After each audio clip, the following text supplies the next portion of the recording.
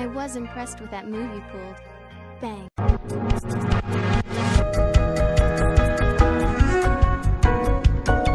Hello, ladies, gentlemen, boys and girls, children of all ages. It's me, it's G, it's DMC, the undefeated, undisputed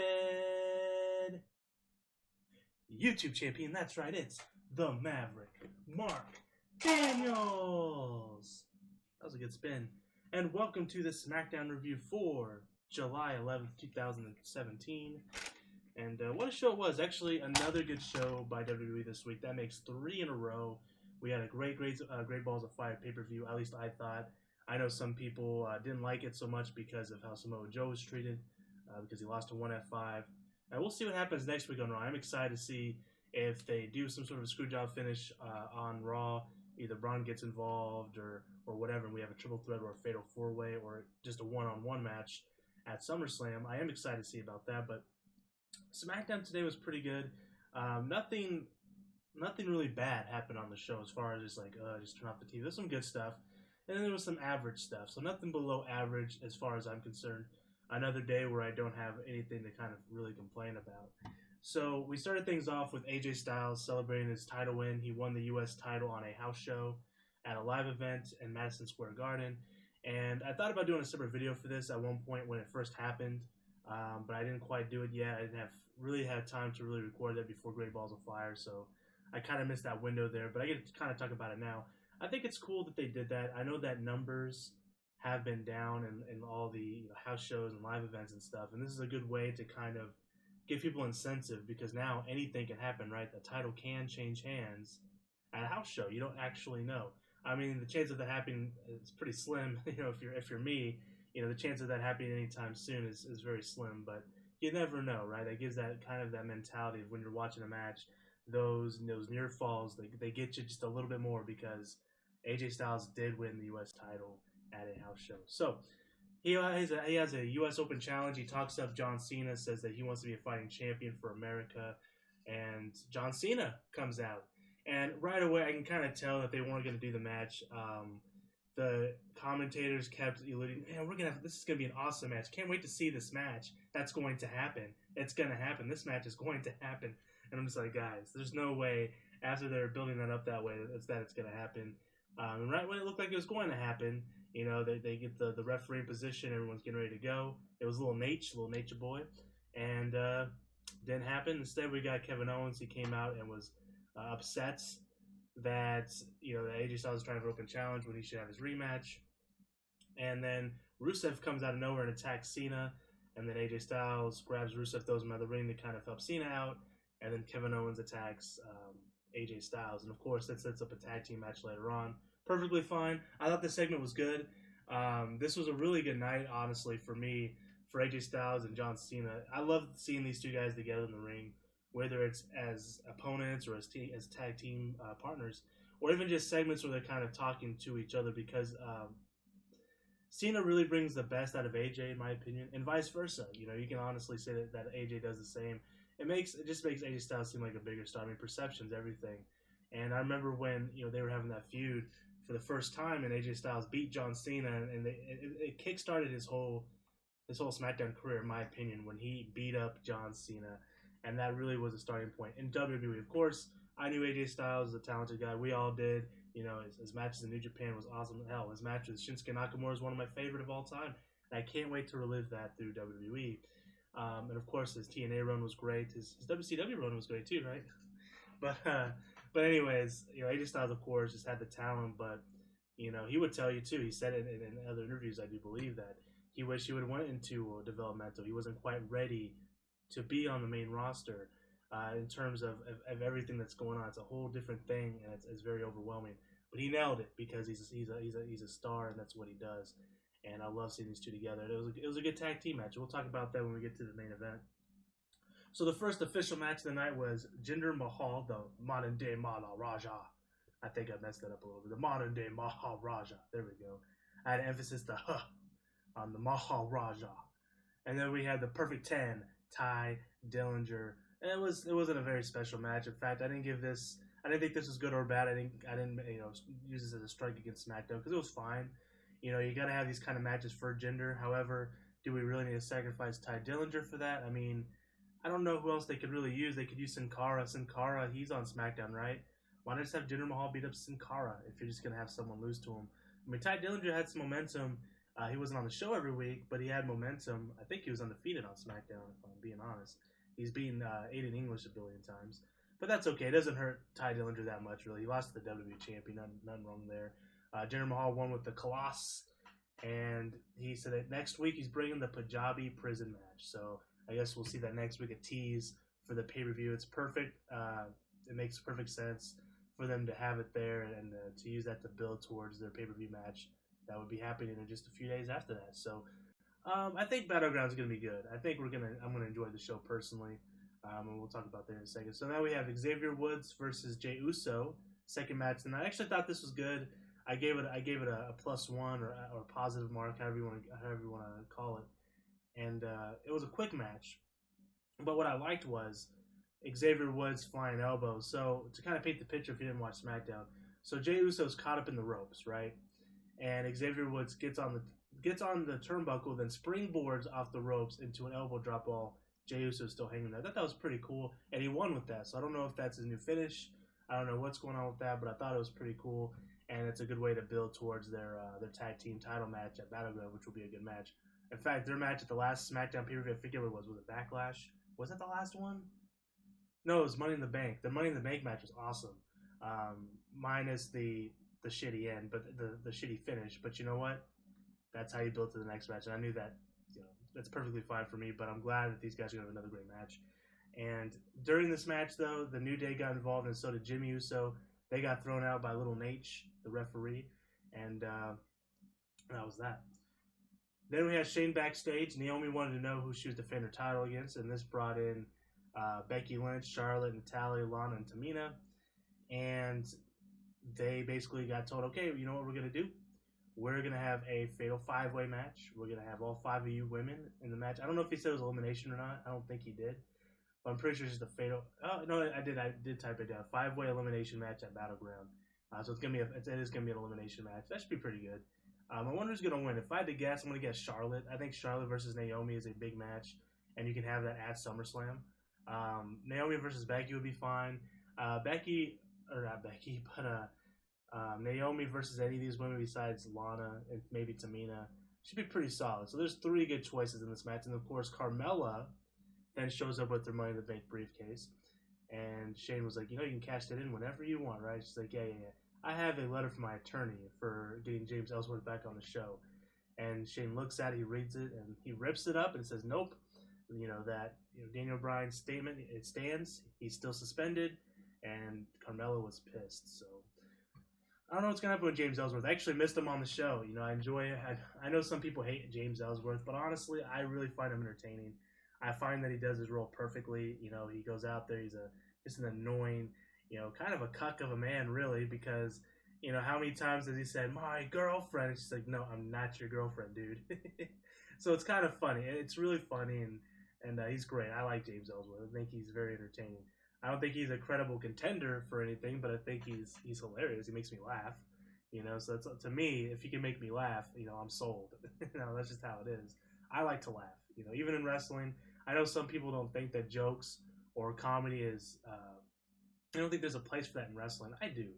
If it's good and it's funny, like the Fashion Police. So we'll talk about that in a minute too. Love that stuff. I fucking love that stuff. So I miss James Ellsworth this week. Then we had Baron Corbin interview.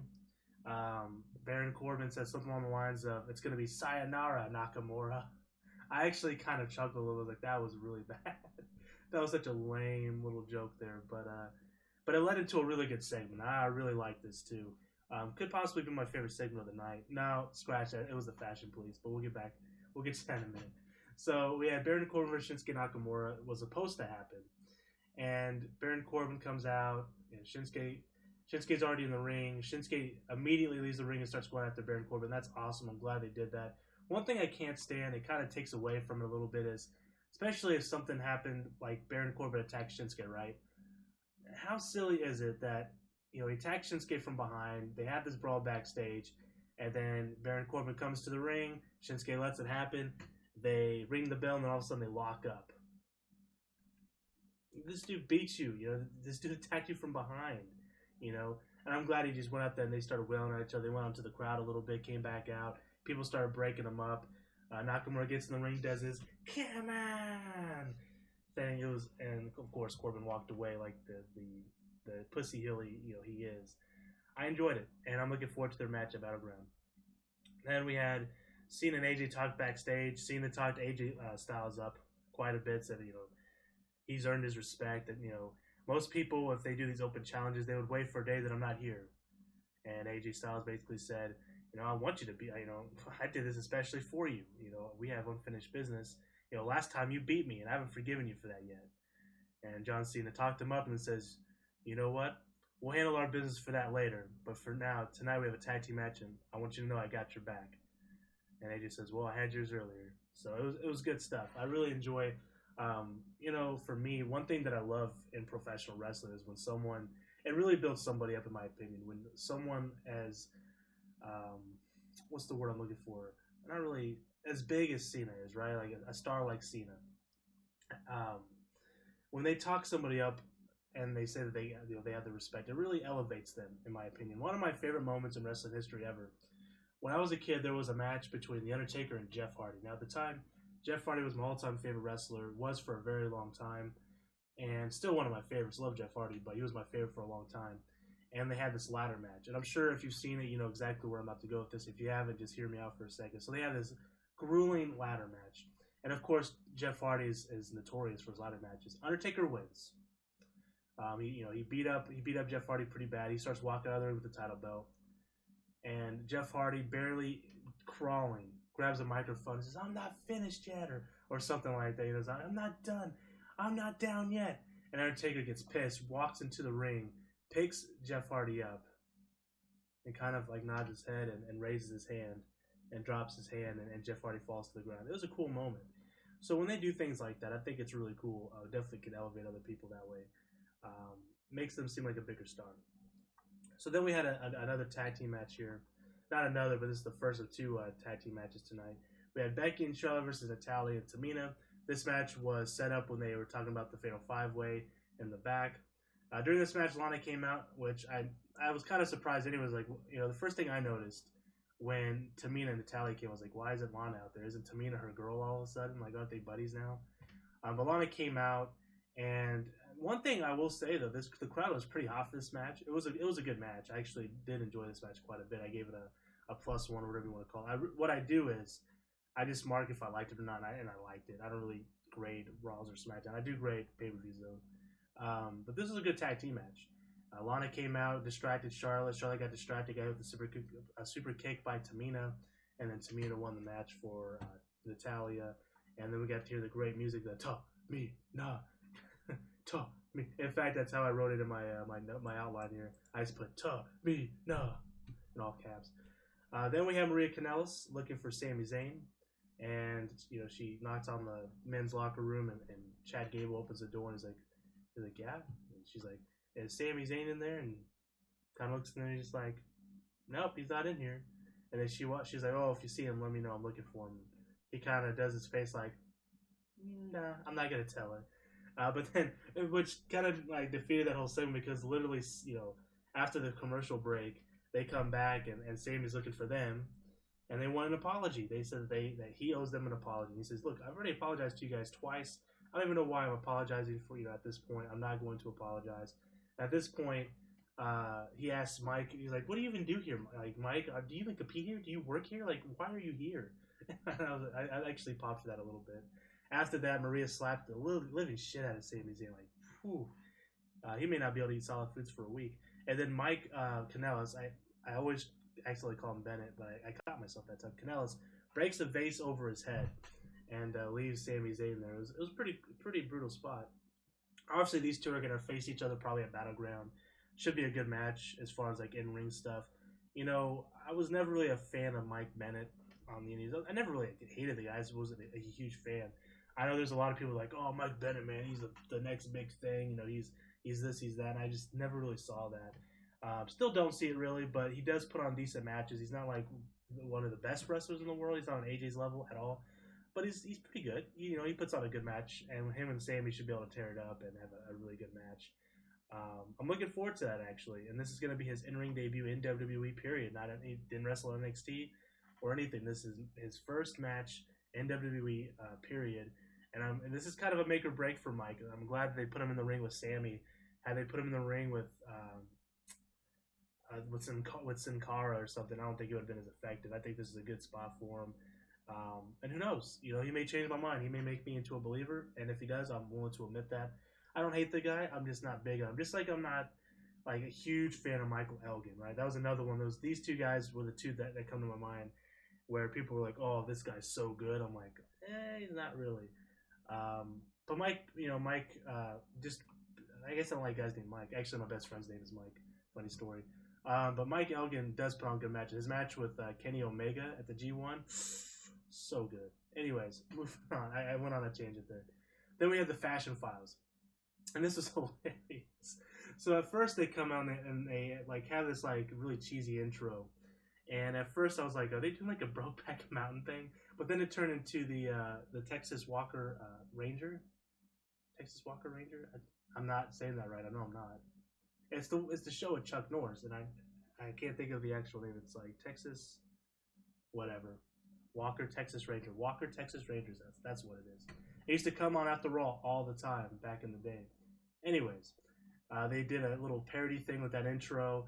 They had Chuck Norris's. He was on and off on the intro, and they come in their backstage, and Fandango's riding this like wooden horse, right? Like he's got this stick, and it's got a horse head on it, and he's kind of walking on it. And he walks up to Ryder, Zack Ryder. He's dressed in a suit, and Ryder's like, "What the hell are you doing?" And he's just like, "You want to pet him? You can pet him if you want." It was just fucking weird. It was funny though. Like this whole segment was just funny. And then Tyler Breeze says, "You get him, and then I'm gonna lasso him," because they're still trying to figure out who trashed their office and who attacked them, right? So now their next suspects was the Hype Bros, because they're the only other tag team really on the show. So they go over there, and they were going to tie him up with a lasso, and he claimed it was the lasso of truth, similar to Wonder Woman. And he goes in there, and he's already tangled up in the lasso. And I forget what he asked them, but they're like, Ryder's like, "Is that really the lasso of truth? Does it really work?" And he's just like, "Yeah, ask me anything." And he asked him a question. I forget what he asked him. I didn't type it down, but he asked him a question. But it was good stuff. And then out of nowhere, Mojo Rawley comes up, and he's looking for Zack Ryder, and they get talking about being a tag team, and they ask Mojo, they're like, "Yeah, we're trying to figure out if you guys attacked us or not." And he's like, "What? No, why the hell would we attack you? I don't care about anything about you guys right now. We're looking for Shane. We're looking for Daniel Bryan. We were trying to get back into the tag team title picture." And then they say something, and basically it brings up the fact that Zack Ryder eliminated him from the Battle Royal last week, the Independence Day one. And Mojo's like, he's like, "Dude, it was a Battle Royal. It was every man for himself. We talked about this before we went into the match." Mojo very serious, and it really looks like they're building up to a Mojo heel turn. And that's something that people have been speculating for a while. I don't know if that's the route they're going to go, though. I don't know if Zack Ryder's going to turn heel, if they're going to kind of swerve us. But obviously they're going to break up the High Bros soon. Mojo Rawley heel could work.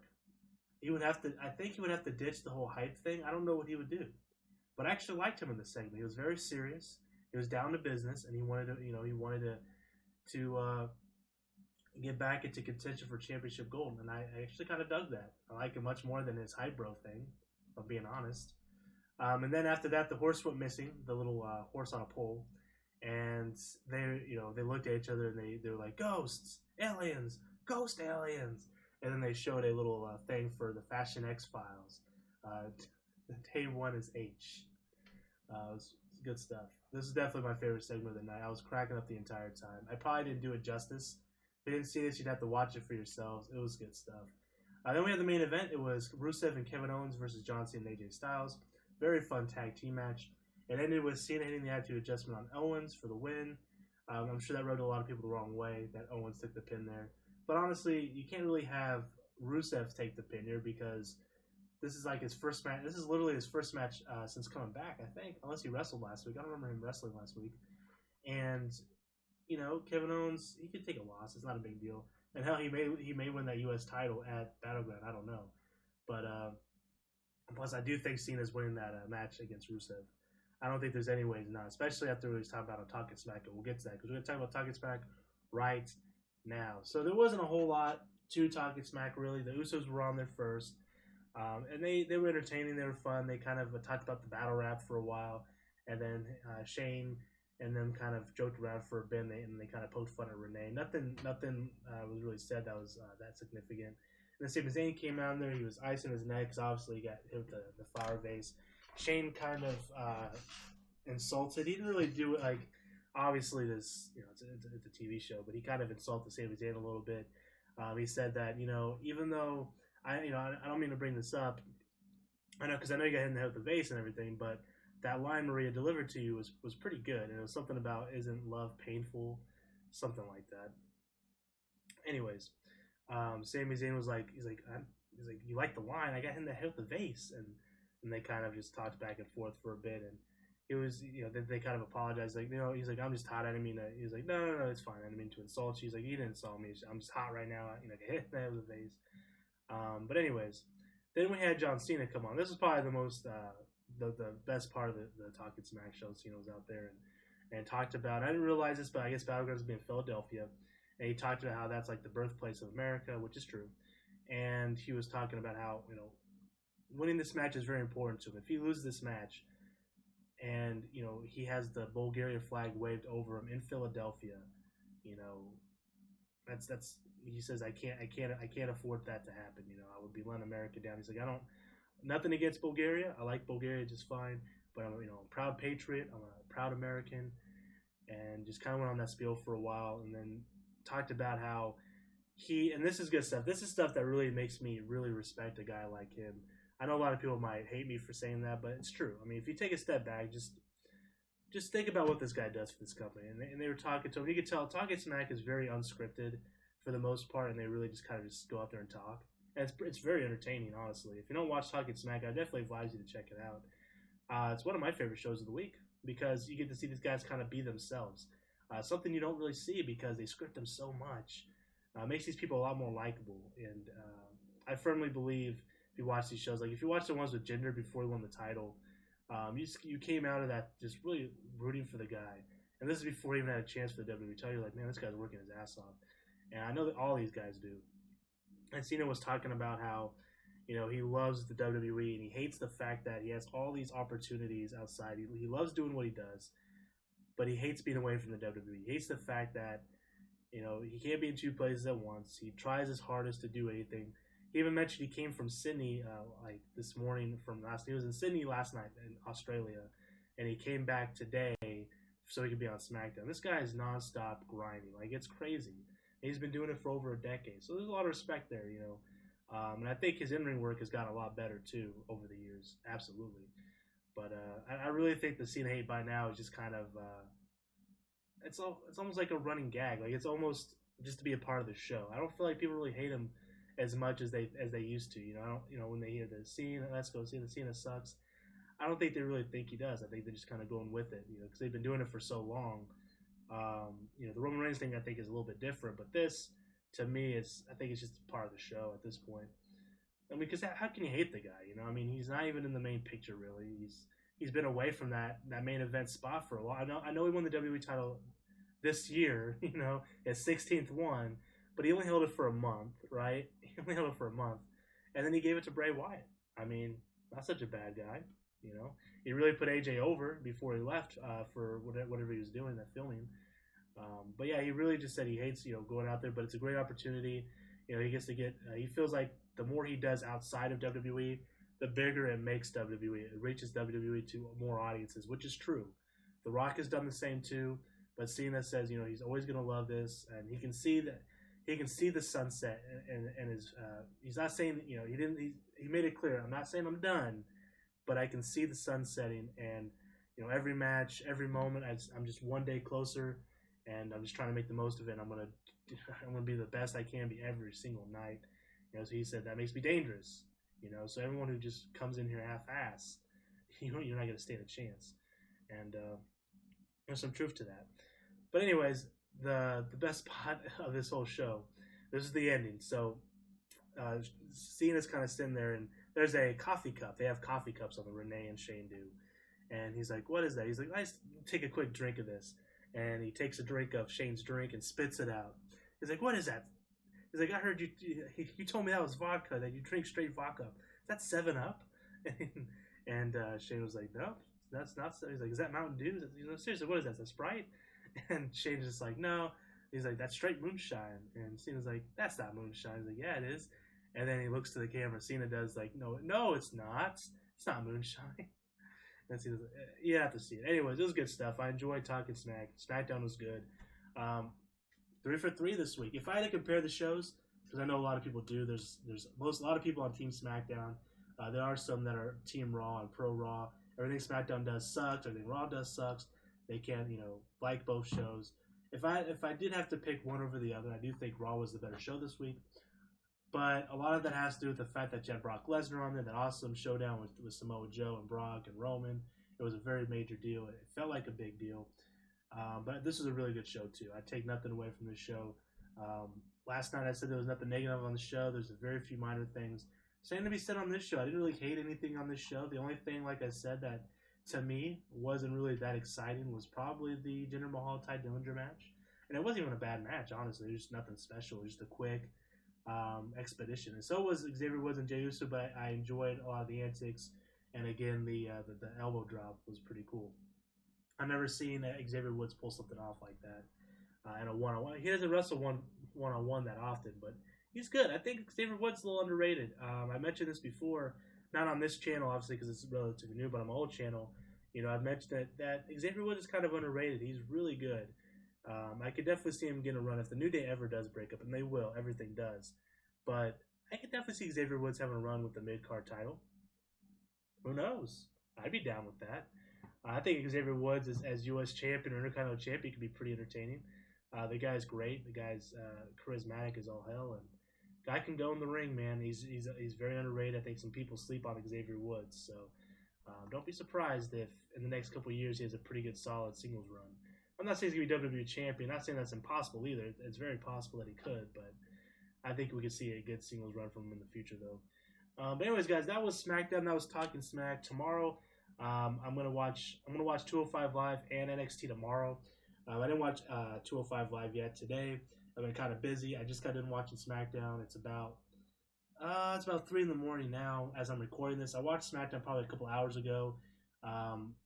Watched for some reason Talking Smack wasn't showing up on the network, and I try to watch Talking Smack before I do my SmackDown review, so I kind of incorporate into the SmackDown review because I kind of consider it part of the show.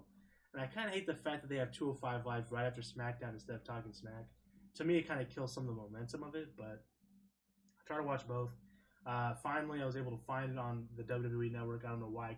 I don't know if they just uploaded it and didn't put it in the right spot because it's usually under in ring, which is kind of a weird place to put it. But you know how you go into the WWE Network, if you don't have it, you won't know what I'm talking about. But on the interface, they have like different things. They'll have like originals, the vault, and then they have like in ring.